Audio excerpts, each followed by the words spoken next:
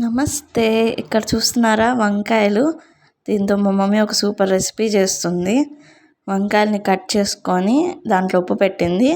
ప్లేట్లో చూపించినవన్నీ ఇట్లా మిక్సీ కొట్టేసుకొని కొంచెం సాల్ట్ అండ్ కారం కూడా యాడ్ చేశారు.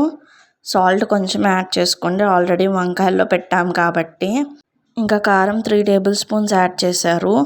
మీరు తినే కారంని బట్టి యాడ్ చేసుకోండి కారం అన్నది.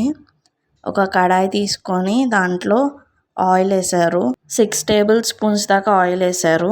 ఇంకా దీంట్లో ఇలా ఉప్పు పెట్టిన వంకాయలను ఒక్కొక్కటి డ్రాప్ చేసి ఫ్రై చేస్తున్నారనమాట. ఈ రెసిపీకి కొంచెం ఆయిల్ ఉండాలి, ఎందుకంటే ఇది వంకాయ కారం కాబట్టి. నార్మల్గా బారుగా ఉండే వంకాయలతో కూడా చేసుకోవచ్చు, సూపర్ టేస్ట్ ఉంటుంది. సో వీటిని ఇలా మూత పెట్టి మధ్య మధ్యలో కలుపుకుంటూ మగ్గబెట్టుకోవాలి.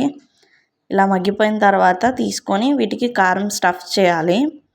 ఇంకా తాలింపు వేసుకోవాలి. అదే ఆయిల్ సరిపోతుంది, ఇంకా ఆయిల్ యాడ్ చేయక్కర్లేదు.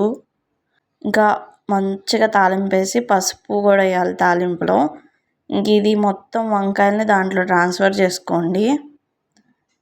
ఇట్లా మొత్తం నీట్గా ట్రాన్స్ఫర్ చేసుకోండి, ముక్కలు చెదరకుండా.